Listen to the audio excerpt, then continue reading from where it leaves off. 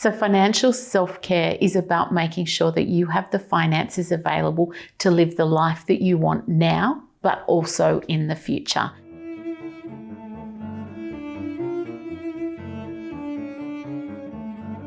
So most people, when they're struggling financially, is not from a lack of ability, but lack of knowing where to start. And of course, like anything, if you're not taught how to do it, how do you know the best way to approach it? So the stigma quite often is what we put on ourselves, not necessarily what other people are putting on us, because we will think to ourselves that we need or we should know without being taught.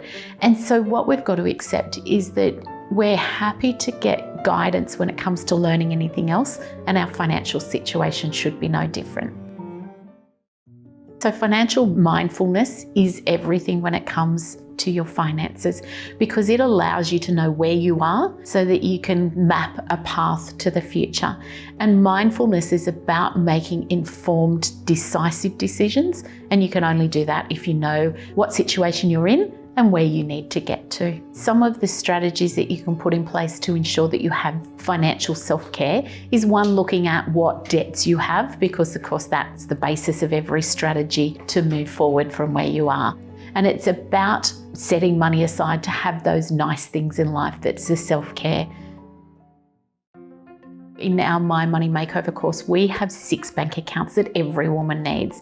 The first one is what we call our bills account, and it's where your wages go in, and it's where you set aside a certain amount of every wage to cover all of your bills for the year. We then have what we call our long-term savings account, and this is where we direct some of our wages to our long-term goals. And for some women, that is your superannuation. For others, it's saving for a deposit on a house, or for others, it's trying to pay down the house that you've already got a mortgage on. Then we have our short-term goals, and our short-term goals are where we put some money aside each week, and it's for those smaller, shorter periods that will have you on the path to achieving what you want. And that could be you want to go on a holiday, or you want to buy a new lounge.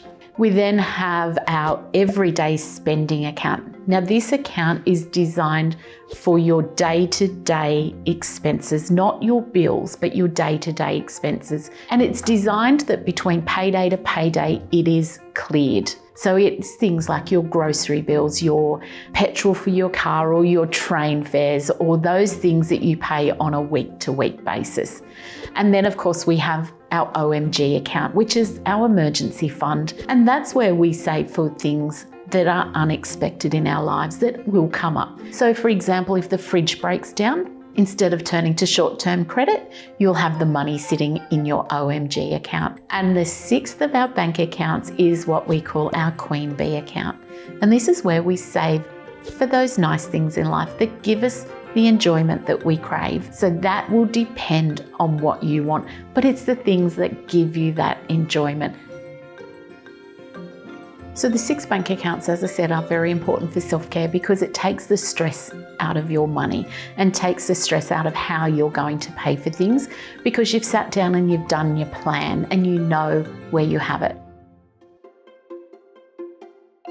So financial self-care isn't just about the now. It can be making sure that you do the right things to put your future you in a really good position. So it's a little bit, I guess, like when you go to the gym. We hate going to the gym, or I hate going to the gym. You go to the gym because you know it benefits you, gives you a healthy heart, you are more likely to have a healthier, longer life. Financial self-care is the same. It's about putting a plan in place so that you can still do some things now, but there has to be some small sacrifices. That means you can't blow the whole lot, because if you can invest, the power of compounding interest means that your future looks so much more rosy and you can live a life later on that you want to live.